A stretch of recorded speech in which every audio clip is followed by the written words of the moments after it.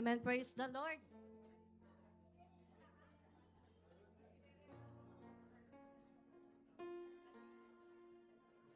Kumamay ka muna ng 5 Pilipino, sabihin mo, pinagpala ka ng Panginoon.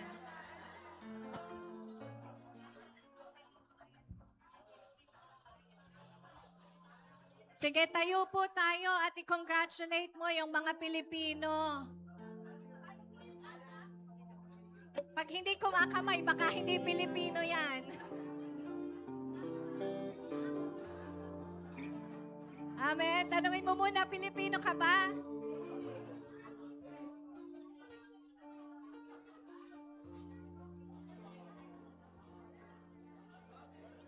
At bilang Pilipino, kailangan tayo ay maligaya. Amen.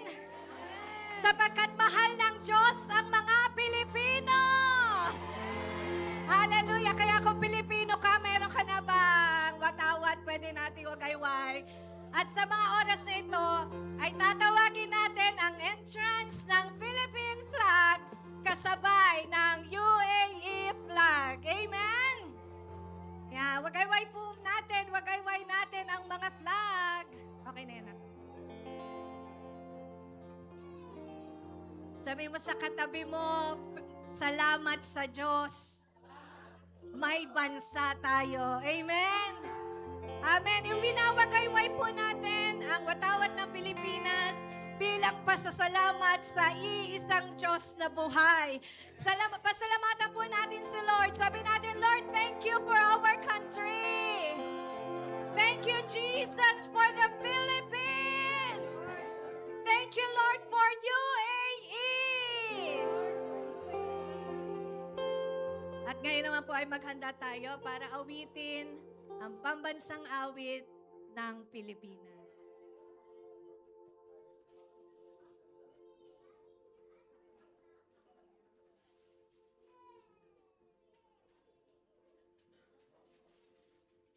Mga kababayan, ang pambansang awit ng Pilipinas.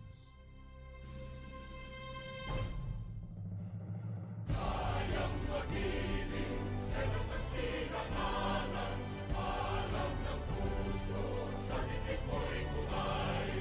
Upang hinirang, kuya ka ng magiting, sa manluluping, di ka pasisingil, sa nagatak tutok sa simoy at sa langit mong panggaw, ay hinatang tulang awit sa pagkayang minamahal. Ang isang ng matawad mo'y tagumpay na nagtitindig, ang bituin at araw niya kailan pa may di magtitindig. Luman ang araw ng walhati pagsinta, buhay langit sa piling mo. Ang inigaya ng pagkay mga api, ang mamatay ng dahil sa'yo.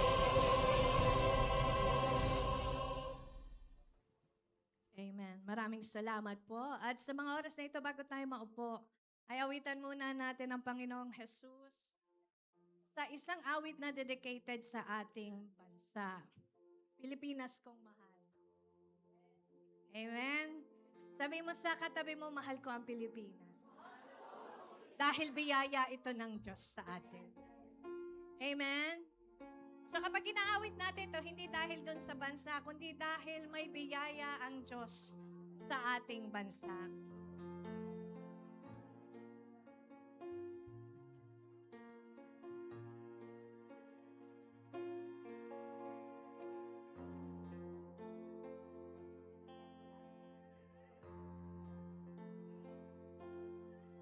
Ang bayan ko'y tanging ikaw, Pilipinas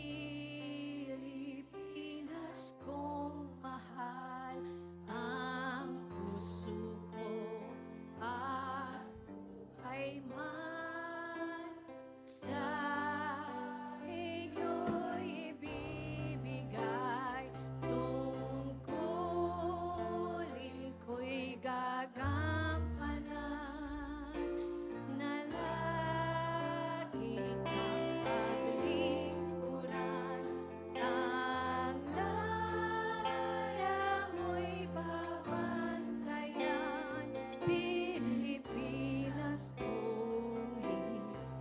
Isa pa, sabay-sabay tayo. Ang bayan ko'y tanging ikaw, Pilipinas kong mahal, ang puso ko at ay man sa iyo'y ibig. Tungkulin ko'y gagampanan na lagi kang paglingkuran. Ang laya mo'y babantayan, Pilipinas.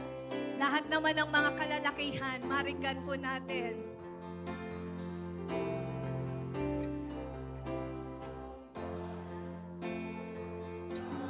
Tanging ikaw, Pilipinas kong mahal, ang puso ko at buhay man sa iyo'y ibibigay.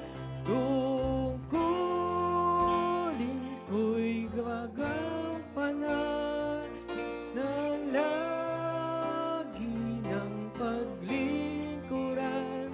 Ang laya mo'y babantayan, Pilipinas kong hirap. Lahat naman po ng ating mga kababaihan. Ang bayan ko'y tanging ikaw, Pilipinas kong mahal, ang puso ko at buhay man sa iyo'y ibibigay. Tungkulin ko'y gagampanan na lagi kang paglingkuran. Ang laya mo'y babantayan, Pilipinas ko. And all together po sa huling awit. Hallelujah. Ang bayan ko'y tanging ikaw, Pilipinas kong mahal, ang puso ko at buhay man sa iyo'y ibibigay. Tungkulin ko'y gagampanan na lagi kang paglingkuran. Ang laya mo'y babantayan, Pilipinas kong hirap. Hallelujah. Po ay manalangin sa Panginoon. Sinabi ng awit na ang ating mga tungkulin bilang isang Pilipino ay ating babantayan. At yun ay walang iba kundi ang kalayaan na tinanggap natin sa mga kamay ng mga nang-alipin sa bansa natin. At sa biyaya ng Panginoong Hesukristo, tayo ay nagpapasalamat sa Diyos na hindi lamang tayo pinalaya sa gawa ng mundong ito, kundi pinalaya rin tayo ng Panginoon sa lahat ng kasalanan at gawa ng kaaway sa ating buhay. Pinalaya tayo ng Diyos sa anumang sakit at karamdaman.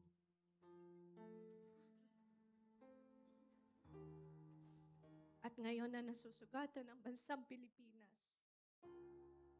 alam natin na tayo na mga anak ng Diyos ay may kapangyarihan upang ito'y idalangin, upang hilumin ang ating bayan. Sa pamamagitan ng deklarasyon ng may pananampalataya at sa pamamagitan ng inyong dalangin, walang imposible sa Panginoon. Salamat po, Ama. Mahal namin ang bayan namin dahil nandun ang mga pamilya namin. Nandun ang mga mahal namin sa buhay. Di man namin nais na magkahiwa-hiwalay, pero alam namin na may mabuti kang purpose at kalooban sa bawat nangyayari sa aming mga buhay. Panginoon, di ho namin alam ang tunay na laman ng puso ng mga tao, ng mga Pilipino. Pero ikaw ang nakababatid, Panginoon, na bawat laman ng puso, bawat kaisipan, bawat katotohanan, at bawat naisin ng iyong mga lingkod. Kaya naman, Panginoong Jesus, kami po narito ngayong hapon upang idalangin ng mayroong katagumpayan, ng mayroong pananampalataya sa iyo at pagtitiwala sa kapangyarihan mo. Alam namin, Lord, pinili mo rin ang bansang Pilipinas. Inabot mo rin ito, Panginoon, ang iyong mapagpalang kamay. Dinala at binitbit mo rin ang kaligtasan, hindi lamang para sa amin, kundi para sa bawat Pilipino sa masulok ng mundo. We bless our nation. We bless our country. And as you have said in your word, blessed is the country and the nation of whom God is the Lord.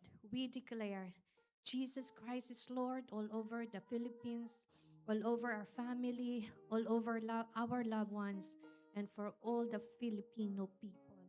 Salamat po, Panginoon. Samahan kami ng Banal na Espiritu ngayong hapon na ito at makita pa namin ang ganda ng gagawin mo sa aming mga buhay. Sa iyo po ang papuri, pasasalamat at pagsamba. Ito po ang aming dalangin in Jesus' name. Amen.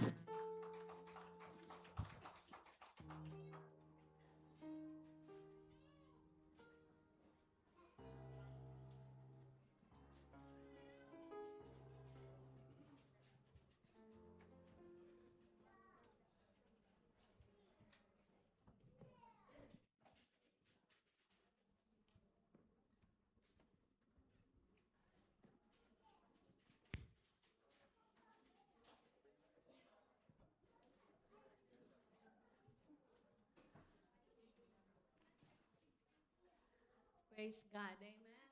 Sabi mo sa katabi mo, salamat Pilipino ka. At sa kabila, sabi mo, salamat anak ka ng Panginoon. Amen. So ngayon po na tayo ay nasa Panginoong Hesukristo, tayo po ay may panibago na citizenship. And our citizenship is no other than but that we are already a citizens of heaven. Pero alam niyo po, habang nandito tayo sa lupa, may pinagkakatiwala pa ang Diyos sa atin. Kaya sabihin mo sa katabi mo, salamat sa buhay mo na pagkakatiwalaan ka ng Panginoon. Amen? Kasi yun po yung naisin ng Diyos. Yung pag siya'y may pinapabantayan, may magbabantay. Pag siya'y may pinaaalagaan, may mag-aalaga. Kaya naman, ngayong hapon na ito, ay patuloy po nating pinag-uusapan ang mga tinatawag na susi. Sabihin natin, susi. Sa English, ito ay keys. At hindi lamang isa, kundi ang sinabi po sa verse in Matthew 16:19, and I will give unto you the keys. So, sino ditong maraming susi? Nakakita na ba kayo na yung susing parang ano? Yung susi ng mga, yung may nakasabit pa dito, ano yun? Yung mga watchman, di ba? Yung mostly, yung mga nasa maintenance, ayan, ang dami nilang mga susi. Pero ngayon nga, high-tech na. Sino dito na biktima ng pagiging high-tech? Nakaranas na ba kayo na hindi mo alam gamitin yung susi o yung access card? Hindi naman. Buti ka pa. Kasi ako nung una, hindi lang access card, pati yung NOL card. Ayaw bumukas ng ano kasi, lalo na dun sa Expo 2020. Napaka-high-tech nung kanilang ano doon, nung tapan, ano yun? Para nung tap ano mo. Sabi ko, ba't kaya hindi nabukas ang gate? Tap ako ng Sabi nung nasa likod ko, ay ate, hindi dyan, dito po sa nakakahiya naman, amen. Kaya sabi mo sa katabi mo, dapat alam mo ang gamit ng susi. So, ang pag-uusapan po natin ngayon ay paano ba ginagamit ang susi? Amen. At ano yung how we used the keys of the kingdom. So, number 1, keys are used with knowledge. Sabihin natin knowledge. So, kung hindi mo alam paano gamitin, hindi bubukas. Amen? Napunta po ako ng Saudi. Akala ko nandito na ako sa UAE na pinaka-high-tech sa lahat. So, po kami, naka-check-in kami sa hotel. Ngayon, nung bubuksan ko na yung pintuan, bakit nilusot ko po yung, di ba nilulusot yung tagal ko na nag-aabang, walang nabukas. Di, tinanggal ko ulit. Binabaliktad-baliktad ko na. Kulang na lang ako bumaliktad. Ayaw pa rin mabukas. Kasi bakit naman may butas doon? So yung pala, hindi pala isinusulot. Tinatap lang. Sabi ko, buti solo lang ako doon. Kaya sabi mo sa katabi mo, pag hindi mo alam, walang power, walang access. Amen. Kaya naman ang Diyos, gusto niya pala, kaya ibinigay sa atin yung susi. Hindi niya lang hinand over sa'yo yan. Ituturo din niya sa'yo paano gagamitin yan. Amen? Ang sabi po ng Matthew 16:19, si Jesus po ang nagsasalita. Sino daw magbibigay? Ang Panginoong Jesus. Kaya sabi mo sa katabi mo, may binigay sa'yo si Lord. Ano yon? Susi!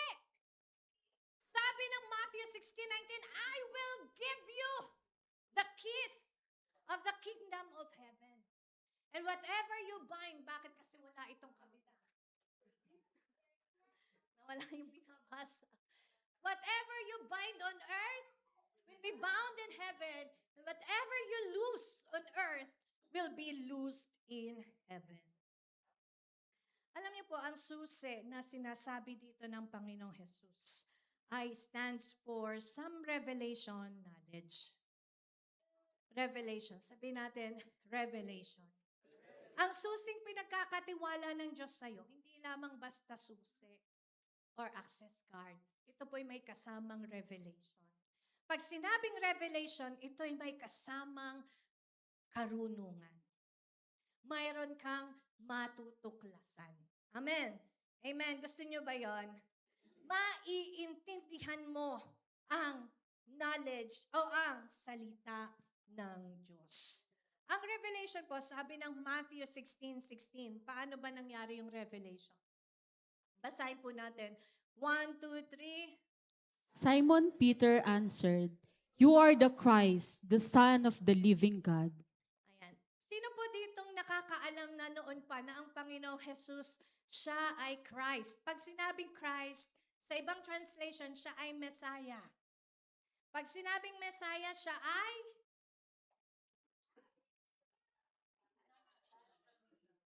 taga?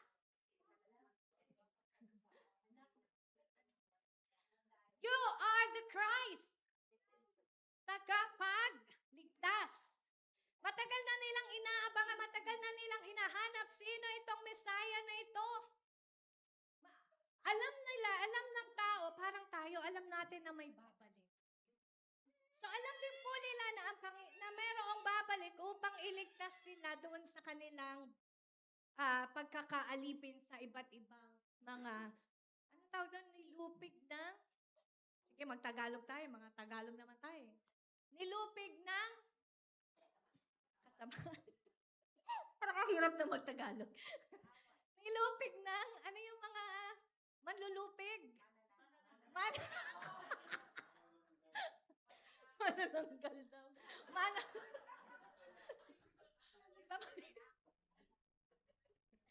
O mambubudol. Yung mga mananakop, manlulupig, ang ibig sabihin ng mananakop, hindi kanila inaangkin.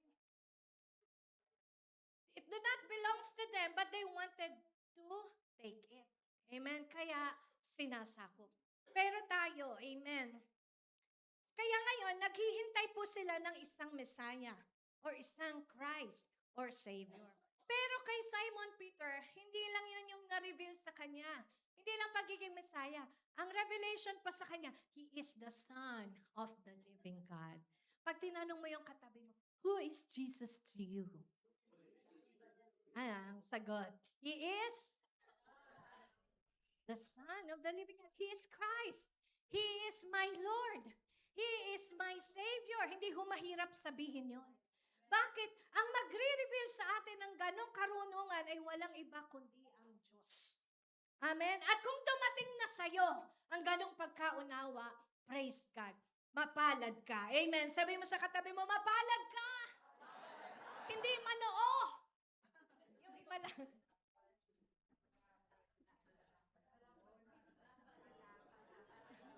Hindi malapad. Mapalad. Nagpisik-pisik kami sa ganito nung cloves at saka rosemary with olive oil. Sabi ko, parang may tumutubo na. Pero bakit dito kaya tumubo? Ay, dito ko naman pinipisik kasi ito yung mapalad. Amen. Siguro pagkapisik ko kasi tutulog na ako. Bumababa yung anointing. Kaya yun, nandito po yung maliliit. Pero praise God, umeffective sa atin. Mga ilang buwan pa, papakita ko na sa inyo lang. Sabi mo sa katabi mo, mapalad ka. Pag naunawaan mo na ang Diyos, ang Panginoong Jesus, hindi lamang siya napako sa krus, siya ay nagmahal din sa iyo, mapalad ka. Amen? Pag naunawaan mo na ang Diyos, ang Panginoong Jesus, hindi lamang siya yung nagagalit sa kasalanan. Siya rin ang tumubos sa iyo sa kasalanan. Praise God. Mapalad ka. Amen. Lahat ng mapalad, say hallelujah. Ang sabi ng Matthew 3:17, nung binabautismuhan si Jesus Christ, may narinig silang tinig. Saan galing ang boses? Galing sa langit. Ayan na, nakalagay na. Huwag na kayo magkamali. And a voice heard from heaven said, ano sinabi? Ito ang English. O, sige. This is my son, whom I love. With him, I am well pleased. Kino-confirm na ang Panginoong Jesus ay anak ng Diyos. Ano ang sabi ng Matthew 17:5? Ganyan din, while he was still speaking, a bright cloud covered them, and a voice from the cloud said, "This is my son, whom I love." Alam niyo po, na-realize ko nitong magpa-Father's Day na. Ano yung sa katabi mo, father ka ba? Ano yung kung father yan, sabi mo, huwag mawawala sa linggo, may Father's Day. Baka naman ikay wala. Okay? Re-regaluhan lang naman namin kayo. Amen? Magsama ka pa ng marami. Pag wala ng papa. So ngayon, itong Father in Heaven, pinapaalam niya sa lahat na mahal niya ang Panginoong Jesus. At alam niyo po ba na kung ano yung pag-ibig niya kay Jesus Christ, yun din ang pag-ibig na binigay niya sa atin. Kaya gigilin mo yung katabi mo, nang gigigil ako sa iyo. Kasi mahal na mahal ka ni Lord. Amen! Kung paano niya minahal si Jesus Christ, parehas ng pag-ibig ng Diyos Ama sa atin. Kaya kahit sabihin mong wala na po akong tatay. Sabi na isa, noon nag-meeting kami. Sabi ano?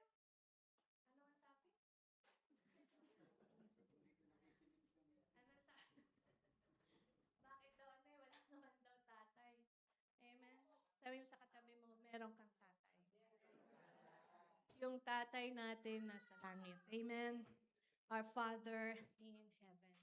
At sa mga nananampalataya that Jesus Christ is the Messiah, alam mo ba na ang tinanggap mo ay understanding of the kingdom? Kaya ngayon, naiintindihan mo ang salita ng Diyos. Amen? Nung tinanggap mo ang Panginoong Jesus bilang Diyos at sariling tagapagligtas, tinanggap mo rin yung karunungan para maunawaan mo ang mga salita ng Panginoon. When you receive an understanding of the kingdom, the revelation of Jesus Christ being the Son of God, you allowed yourself to open your spiritual eyes as well. Open your understanding, to open your mind, and even our comprehension. At lalo tigit, alam niyo ba kung anong nabuksan? Tanong mo sa katabi mo, anong nabuksan? Alam niyo po, nung tinanggap natin ng Panginoong Jesus, kung ano nabuksan ang puso natin. Sabi mga sa katabi mo, bukas ba ang puso mo? Para sa Panginoong Jesucristo. Amen? Nabuksan yung puso natin. Pinuksan ng mensahe ng salita ng Diyos yung dating puso natin na hindi tumatanggap sa Word of God. Kaya naman ngayon, kada Word of God, sabi mo, biyaya ng Diyos sa akin yun. Kada Word of God na nire-reveal ng Diyos sa'yo, wow, nauunawaan ko kung ano ang sinasabi ng salita ng Diyos. Amen? Sa'yo sa katabi mo, hindi ka mahirap. Minsan mahirap ka lang intindihin. Hindi ka mahirap. Ang dami kasi hanggang ngayon, hindi niya mapaniwalaan na nung tinanggap niya ang Panginoong Jesus, tinanggal siya sa kahirapan. Sa katabi mo, hindi ka na mahirap. Amen. Hindi na unfair ang buhay mo. Come on, say to your neighbor, hindi na unfair ang buhay mo. Amen. Now that you are in Christ, wala nang unfair. Para sa Panginoong Jesus. Hindi ka, sa pagkakakilala natin sa Panginoon bilang Diyos, nabuksan ang ating puso para sa magagandang bagay na biyaya ng Diyos sa iyo. Amen? Ano ang sabi ng Revelation 3:20? Basahin natin. 1, 2, 3. Here I am. I stand at the door and knock. If anyone hears my voice and opens the door, I will come in and eat with him, and he with me. Amen. Alam niyo po, ito lang yung senaryo na ang Panginoong Jesus ay hindi gumamit ng susi. Pero siya ay kumatok. Sabihin mo, may kumakatok. Hindi may katok. Iba yun. May kumakatok. Sa pintuan. At ang sabi ng Panginoon Jesus, kung sino mang makarinig ng aking boses, siguro sabi, tao po! Panginoong Jesus po! Ay ano, bubuksan at nagbukas ng pintuan. Anong gagawin ng Panginoon? Ako'y papasok. I will come in and eat him. Mag-ingat kayo, ha? Sabi ni Mirasol nung nag-order siya sa West Zone.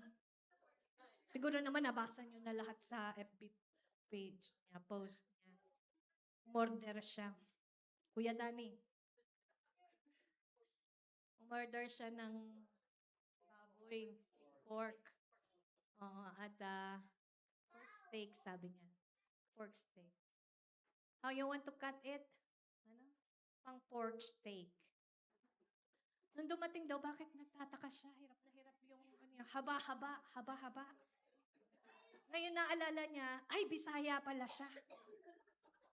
Nung tinatanong kung anong cut, hindi pala pork steak ang nasabi niya.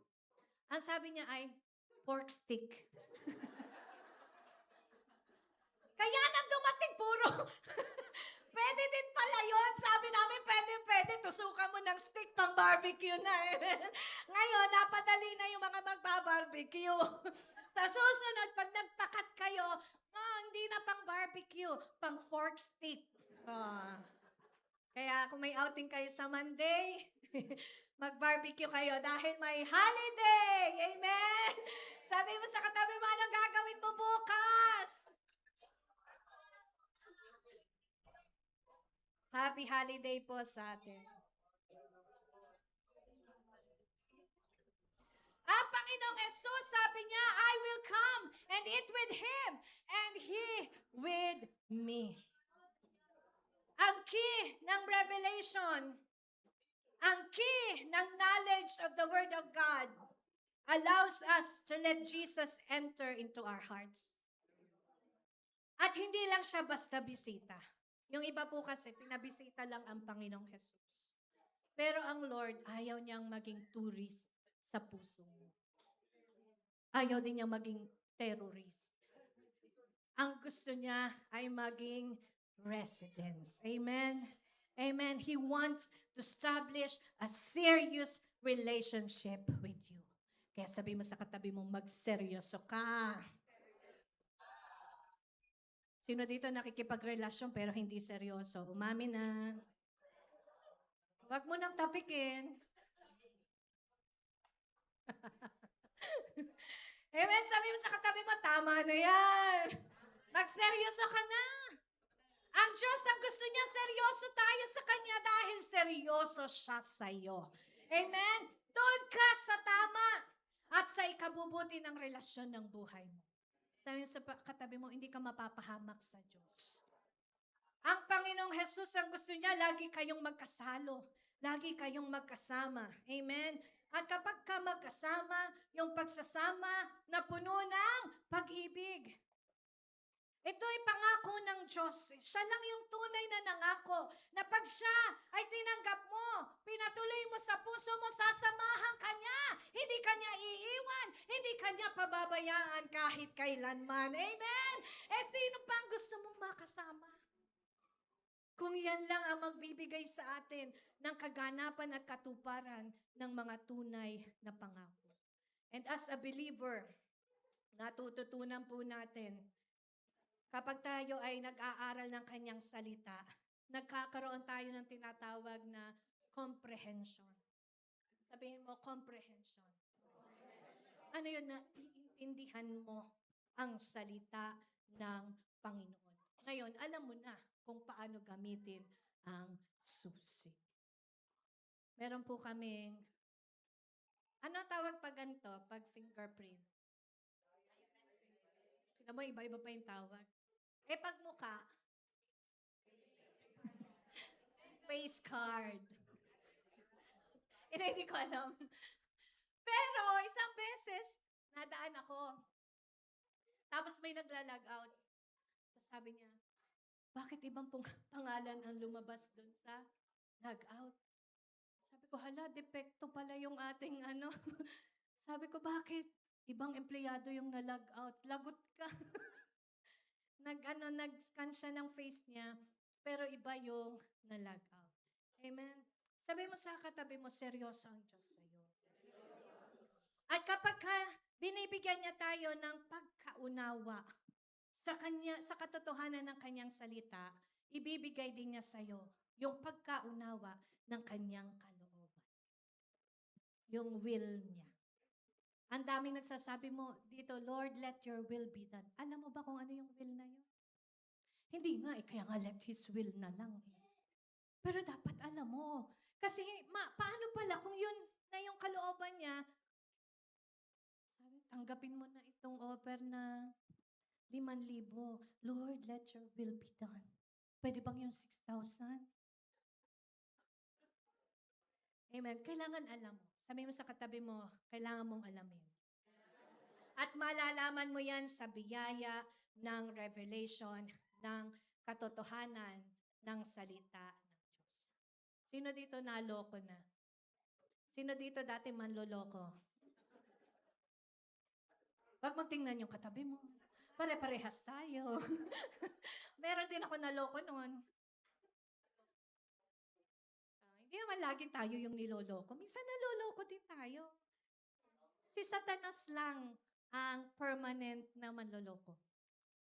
Matagal na tayong naloko ni Satan. Amen? Matagal na tayong pinahirapan ng kaaway. Now, it is our time to get the knowledge of the keys of the kingdom. Sabi mo sa katabi mo, ito na yung panahon. Para malaman natin paano gamitin ang susi. Kailangan alam natin paano gamitin. Hallelujah. So dito po sa number 1, when you receive the knowledge, there's no other knowledge kundi ang Panginoong Hesukristo.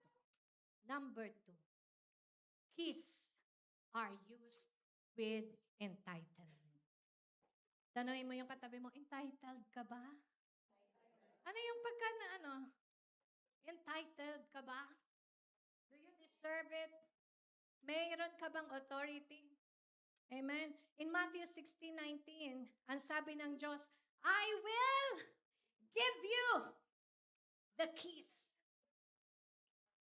Sabi mo sa katabi mo, may ibibigay sa'yo.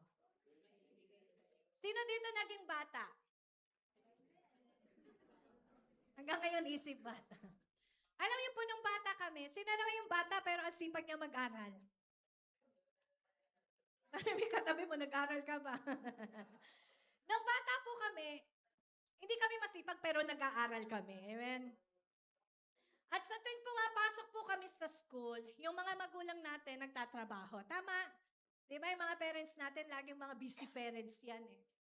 At yung bahay namin, inilalak pag sila'y umaalis na. Ngayon, minsan, nauwi kami ng maaga, wala kami susi. Nandun kami sa, yung tambayan sa labas. Parang ganun ka ba, Roxanne? Nauwi, walang susi. Ngayon, noon kasi bawal, hindi ganun ka-safe yung nagiiwan ng susi. Unlike ngayon, meron ka ng secret na lagayan ng mga susi. Ang ginagawa po ng nanay namin, pag siya'y aalis na, inihahabilin yung susi sa kapitbahay. Tama? Inihahabilin po doon. At para pag dumating na kami, ayan, makukuha namin at makakapasok kami ng bahay. And alam niyo po ba, making a note of it, hindi rin lahat ng may susi ay may karapatang makapasok ng bahay. Katulad ng aming kapitbahay, kahit nasa kanya yung susi, hindi siya pwedeng basta magbukas ng bahay namin. Una-una, wala naman siyang makukuha doon. Pangalawa, bakit niya bubuksan? Di ba? Bakit? Wala ho siyang karapatan. Sabi mo sa katabi mo, wala kang karapatan sa mga susi ko. Amen! Dahil sila po ay napaghabilinan lamang. Yung iba nga, tagahawak lang ng susi. Sino dito tagahawak ng susi sa office? Pero pag ikaw tagahawak dito sa office, dahil may susi ka, ikaw ang unang, abay, wag kang magpapalit. Pag ikaw may hawak ng susi, nagpalit ka, lagot ka. Pag ikaw may hawak ng susi, ikaw ang unang darating, ikaw ang huling uuwi kasi ilalak mo. Amen. Ibig sabihin, yung iba tagahawak lang. At kapag ikaw ay tagahawak ng susi at binuksan mo ang isang pintuan o ang isang bagay ng walang pahintulot sa may-ari, ang tawag doon ay illegal. Sabi sa katabi mo, huwag kang illegal. Amen. Huwag kang trespassing. Ano pong ibig sabihin nito? Kaya si Jesus Christ, sinabi niya sa verse, I will give you the keys. Bibigyan ka ng susi. Sabi sa katabi mo, bibigyan ka. Para hindi kung ano-anong kinukuha mong susi, pambukas ng kanyang mga pangako sa'yo. Kanino manggagaling ang susi? Sa Panginoong Hesukristo. Siya yung may legal rights na ibigay sa'yo ang susi ng kingdom. Bakit siya may-ari eh? Pero alam niyo po, hindi lang yan ang gusto ng Panginoon. Siya yung may-ari ng kingdom at the same time, binigyan ka ng susi at sinabi niya, pagmamay-ari mo na rin ang kingdom ko. Wala yatang may gusto. Nung binigay ng Panginoong Jesus sa iyo ang susi, hindi niya lang sinabi, ingatan mo yung susing ito. At hindi mo pwedeng buksan ang mga pagpapalang para sa iyo nang wala kang naririnig sa akin. Hindi po. Nang ibinigay ng Panginoon ang susi sa iyo, ibinigay din niya sa iyo yung kaharian niya. Konti lang ang masaya.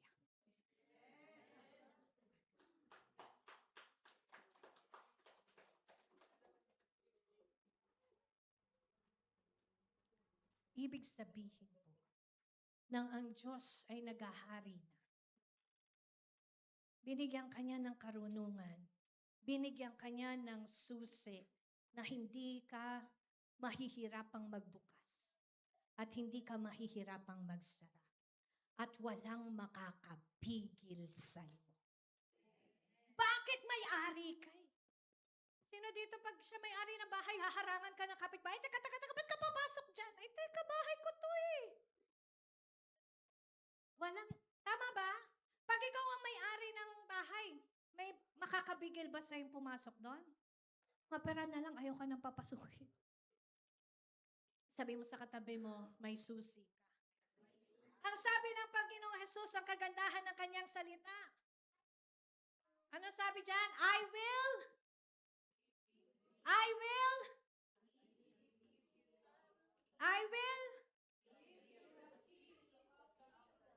Hindi, sabi niya, I will lend you. Kaya yung iba parang nangungutang lagi ang mindset kasi hindi niya naiintindihan. Hindi ka na nangungutang, binibigyan ka nga ng Diyos. Amen. Yung iba, ang pagkakaintindi niya, sabi ni Jesus, I will let you borrow my key. Hindi na, sabi mo sa katabi mo, hindi ka na manghihiram ng susi. Amen. Alam niyo po, kapag alam mong maganda ang isang lugar at may susi ka, papasukin mo, hindi. Papasukin mo. Eh, maganda eh. At ang kingdom of heaven po na o-offer ng Diyos sa atin is a kingdom filled with satisfaction and beauty and glory. Amen? Sabi mo sa katabi mo, beautiful. Walang hindi ka gugustuhin. Amen? So sa kingdom ng Diyos, there is life, there is righteousness, there is love, there is joy. There are so much of wealth that are untold. Mga wealth na hindi mo pa nararanasan at ng kapitbahay nyo. Divine health. Sabi sa katabi mo, wag kang papayag na may sakit. Hindi kasi sabi may sakit daw ako. Sige, sabi ng doktor may sakit ka. Pero ang Panginoong Jesus sabi niya, we are in divine health. At alam niyo po, lahat ng nasa kingdom ng Diyos are yours. Amen. At kung ikaw ang owner, sa tingin mo mag-struggle kang pumasok, hindi ka na mag-i-struggle. Hallelujah. Alam niyo po, ang susi ng kaharian ng Diyos ay ibinigay na sa iyo. Kung ang susi ay ibinigay sa iyo, ibig sabihin, lahat ng nasa kingdom ng Diyos ay para sa iyo. Kaya alam niyo po, minsan sa mga elementary talaga na pagtuturo ng salita ng Diyos sa atin, parang palagi tayong nanghihingi. Lord, bigyan mo po kami ng kanin. Bukas, Lord, bigyan mo uli kami ng kanin. Sabi, bakit puro kanin? Pero alam niyo po, pag may susi ka, hindi mo na kailangang manghingi ng kanin. Pag pumasok ka, may kanin na doon. Pag pumasok ka, may ulam pa. Kahit hindi mo hinihingi, may ulam na sa kingdom ng Diyos. Ang problema sa atin, ang gusto mo lagi kang nanghihingi. Ngayon, sabi mo sa katabi mo, huwag kang manghingi. Pasukin mo ang kaharian ng Diyos at ang lahat ng nasa kingdom ng Lord ay pawang karagdagan sa iyo. Ano yun? Good life! Satisfied life! Righteousness! Holiness! Lahat yan. Pag binuksan ng, ikaw na ang may-ari. The kingdom of God is yours. Sabi ng salita ng Diyos. If you already have the kingdom, then you have everything in the kingdom. Sino dito may bahay? Namimili kayo ng grocery? Ilalagay sa cabinet. Sabi mo sa sarili mo, huwag mong kakainin yan. Sabi mo, hindi, pahingi po. Hindi na. Sabi mo, whatever is in the kingdom belongs to you. Amen. Amen. Nanghihingi tayo. Sino ang nanghihingi? Mga bata. Kasi hindi nila kayang abutin. Hanga nga kami kay Caleb eh. Nagluluto na po ng pancake yun. Basag lahat ng itlog. Sabi ni Jeremy, basag na naman yung aming mga itlog. Tinuruan niya kasing mag-crack ng egg. Nawili. At laging may dalang kaserola at kaldero pag nagugutom. Yun yung mga nanghihingi kasi hindi pa sila capable. Pero ikaw, that you are in the kingdom of God, sabi mo sa katabi mo, sa'yo ang kaharian ng Diyos. Kaya hindi ho imposible ang lahat ng ninanais mo pagka ikabubuti mo. Hindi mahirap sa Diyos. Lahat yan ay naibigay na ng Panginoon. Kaya yung mga prayer item natin, sa tingin mo ba, answered o hindi? Answered na, ba't malungkot ka pa rin? Sabi sa katabi mo, maging masaya ka naman. Hindi kasi nga, wala pang dumarating. Sabi sa katabi mo, malapit na. Yugyugin mong mabuti, nandyan na. Kunin mo na lang, buksan mo na, nasa sayo na. Amen. Remember this for instance, di ba? Sino dito yung may bahay pa rin? Sige, taas kamay ng mga may bahay. Pag ba may gusto kang papasukin sa bahay mo, sabi mo, ito yung bahay ko, pumasok ka. Ganun ba? Bit-bit mo yung bahay mo. Halika, pasok ka sa bahay ko kasi may gusto kang papasukin. Hindi mo mabibit-bit yun. Mapera bahay ng kalapati. Hindi ka naman kalapati. Sabi sa binasa natin kanina, you are more than the birds and sparrows. Bakit ka nag-worry? Tingnan mo ng katabi mo. Sabi mo, wag ka na mag-worry. Kapag may gusto kang makapasok sa iyong bahay, hindi mo dadalhin yung bahay mo sa kanya. But you will let that someone to enter into your house. Amen? Siya ay bibigyan mo ng karapatan. At alam niyo po, yan ang ginawa ng Panginoong Jesus sa'yo. Binigyan kanya ng susi at yun ay pagmamayari mo na ang kanyang kaharian. At ano pa ang sabi ng, makakapasok lang siya kapag may word. Sabi natin, word. Kaya si Jesus, ang ibinigay sa'yo ay word. Amen? And this is what our Lord Jesus Christ wants you to understand. When the revelation of the knowledge of Jesus Christ comes into your heart, gusto niyang sabihin sa'yo na nasa sa'yo ang susi. Amen! Sabi mo sa katabi mo, binigyan ka na ng susi. Gamitin mo ito. Alamin mo muna paano gagamitin. Ang sabi ng Luke 12:32.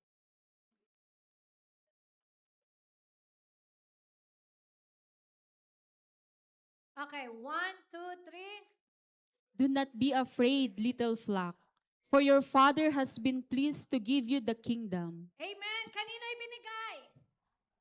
Sa katabi mo, sabihin mo, binigay na sa'yo. Ang susi. Amen.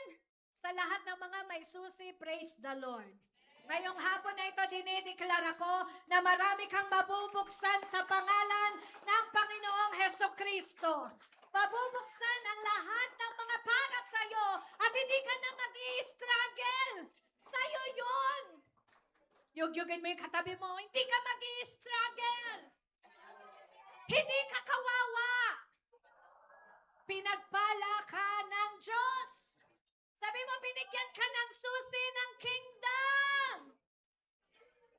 Sabi sa Bisaya, sabi mo Bisaya, nani mo ang Yahweh gihatag sa Ginoo. Pwede? Yeah! Ang dami palang Bisaya dito. Hallelujah. Sabi sa katabi mo, huwag kang matakot. Ngayong may susi ka na. You just need to live every day with the consciousness that the kingdom of God is yours. That the kingdom of the Lord belongs to you. The kingdom of God doesn't come empty. The kingdom of God is loaded with benefits.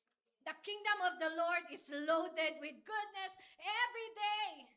Walang hindi ka makukuha o ma-achieve in the kingdom of God. Ang kailangan na lang, ayusin mo ang kaisipan mo. Sabihin sa katabi mo, ayusin mo ang isip mo. Colossians 1:12. Ano ang sabi? Colossians 1:12.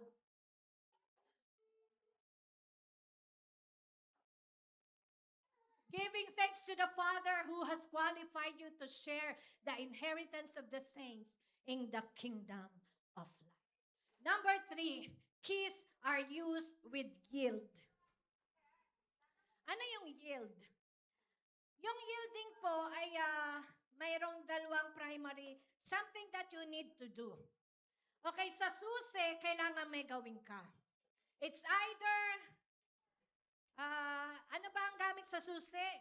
Either to close or? Oh, galing na. To lock or? To fasten or? To shut down or? Shut up. Shut down or? Shut up. Sabi, hindi shut up. Shut down or start up. Kala nyo Amen. To power it up. Sabi sa katabi mo uli, hindi ka kawawa. Hindi ka mahirap. Hindi ka talunan. Hindi ka inaapi. At hindi ka rin mang-aapi. Sa Panginoong Jesus, walang kawawa. Amen. Kaya nga ang tawag sa iyo ay blessed. Ang tawag sa iyo ay anointed. Ang tawag sa iyo highly favored. Ang tawag sa iyo ay fruitful. Amen. At palagi mong titingnan lagi ang iyong sarili sa aspeto ng Panginoong Hesukristo. Kasi siya na ang nabubuhay sa iyo. At kapag pala minsan, di ba, pinagmamalaki natin yung, naranasan ko rin po ito. Dati parang, kailangan kong ipagmalaki yung mga hirap ko para yung mga tao laging, ang galing naman ni Pastora Lani, lagi siyang nahihirapan.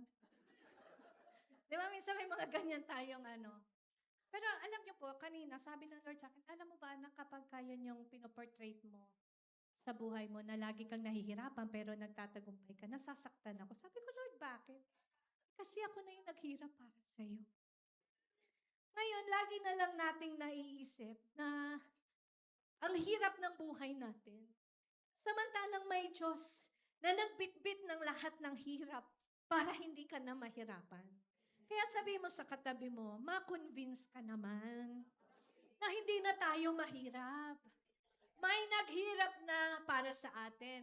At kung meron man daw tayong i-carry na burden sa buhay natin, hindi na yung mga sakit ng pain in life, broken heart. Hindi na yon.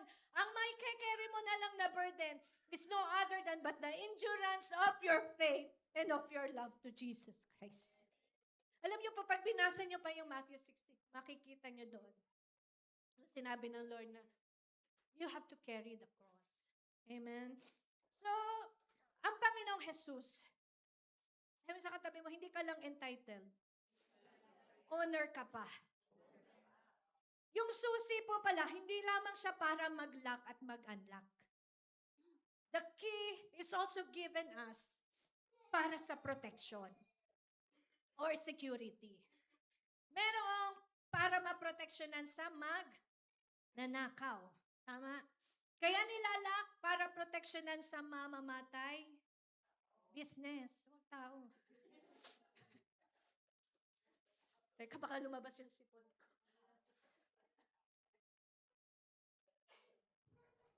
Kaya po may susi para may security para sa mga pwedeng mangwasak o manira ng mga property. Sino dito may cellphone? Sino gusto bagong cellphone? Hingi ka sa katabi mo, baka naman. Pero pag binigay mo yung cellphone mo sa katabi mo, may password, wala. Bakit kaya? May security code, wala. Kaya mong buksan? Hindi. Kasi nga, merong iniingatan. At lahat lamang ng iniingatan ay yung mahalaga. Amen. Kaya alam niyo po, ang susi ng kingdom ng Diyos na ibinigay sa iyo ay may kaakibat na pag-iingat ng Diyos. Sabi mo sa katabi mo, protected ka sa kingdom ng Lord. Hindi ka na pupunta sa iba't ibang lugar para maproteksyonan. Amen? Yung iba pumupunta nung naggalindol. Sino dito yung mga naapektuhan? Alam niyo po, nagpapasalamat kami kay Lord dahil talagang tayo ay protected ng Diyos. Diba? Sabi nila doon, pag lumindol, hanap ka ng mga sa ilalim ng table, yung mga ano para maproteksyonan ka. Pero sa kingdom ng Lord, sabi mo sa katabi mo, fully protected ka. Bakit may susi? Kasi nga hindi lahat authorized gumamit. At kapag ka walang security, ibig sabihin lang yan, walang value. Bakit ang pera nilalagay sa vault? Lalo na malalaking pera. Mga ganitong size. Ganong kalalaki. Maleta. Bakit nasa mga secured places ang mga gold, diamond? May value sila. Sabi mo sa katabi mo, kaya secured ka sa kingdom ng Diyos. May value ka sa Lord. Amen? Minsan, di ba yung cellphone, ka-attempt mo, na minsan napoporgat mo na din yung password. Sabi ko, 6 years from now, I belong to golden mothers. Kaya hindi ako mother eh. So I will make again another golden sister. Yung mga nagsasalita dyan, mag-ingat kayo, golden sister, ha?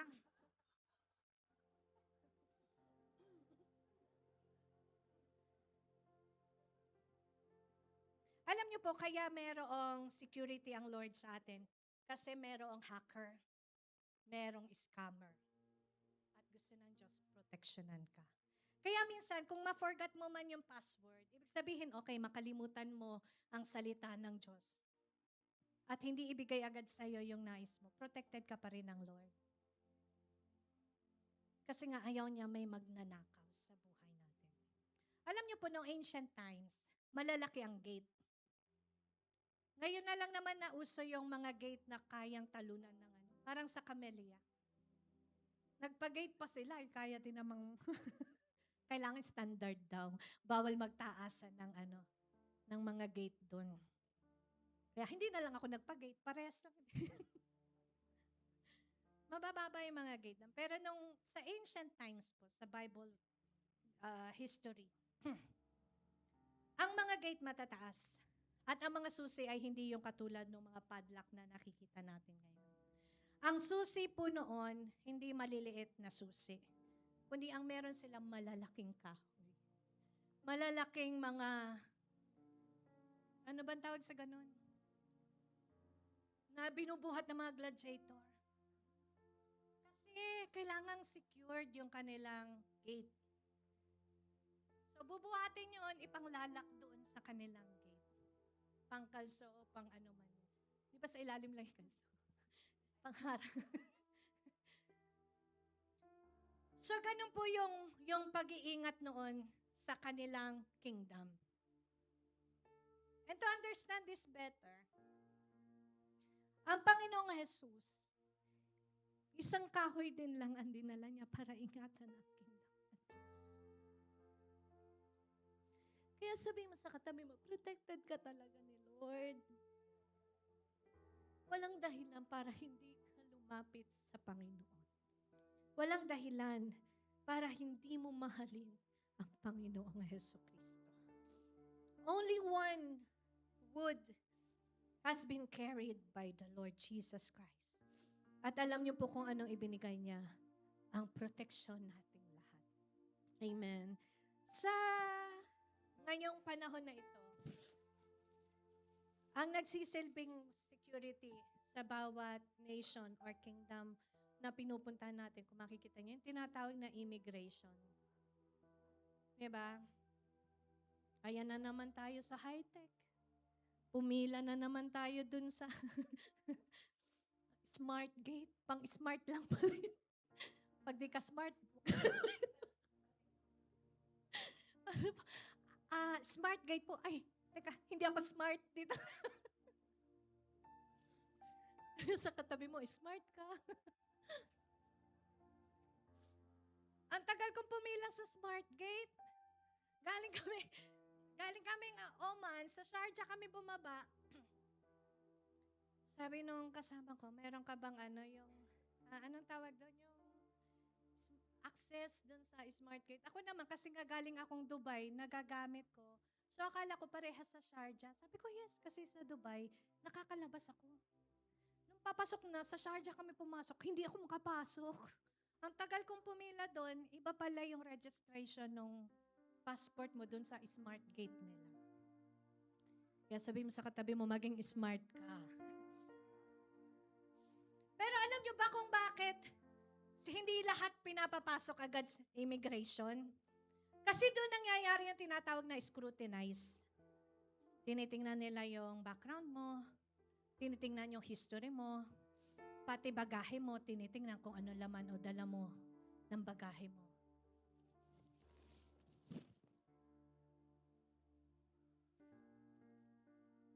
Ibig sabihin ng scrutinization, doon nila malalaman kung alin yung papayagan lang nilang pumasok sa bansa nila. At ganyan din po, ang ginagawa ng salita ng Diyos sa buhay natin. Kapag may word of God tayo, nalalaman mo yung mga tinatawag na kontrabando. Yan yung katabi mo, mukhang kontrabida. May mga kontrabando sa buhay natin. Ano yon? Mga sickness, death, poverty, anger, bitterness, frustration, lahat yung mga contrabands na tinatawag. Do not allow it to enter in your life. Amen? Ikaw ay may susi para i-filter mo kung ano yung papapasukin mo at ano yung hindi mo papapasukin. Kaya ang sabi ng Lord sa kanyang salita, I will give you the kingdom of heaven. Whatever you bind on earth will be bound in heaven, and whatever you loose on earth will be loose in heaven. Kaya sabihin mo sa katabi mo, protected ka ng Panginoon.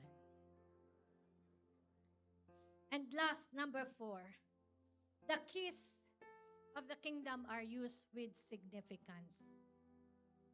Ano yung significance? Bakit po ang susi iba-iba?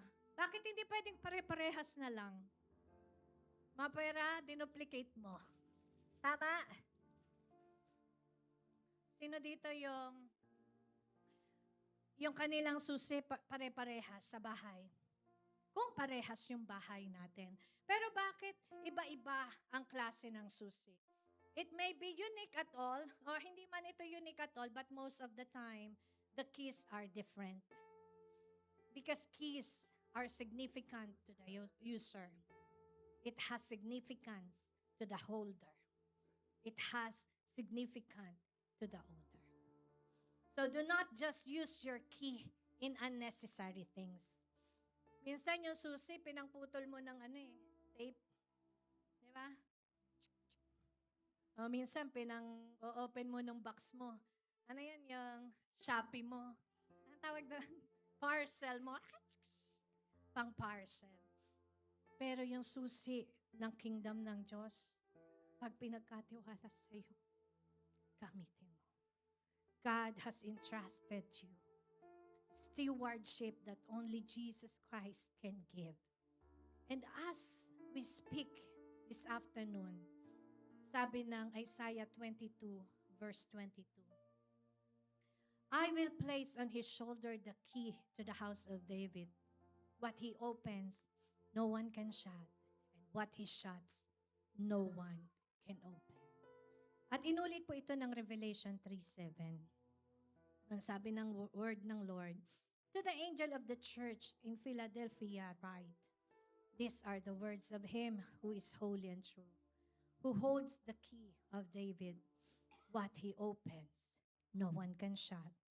And what he shuts, no one can open.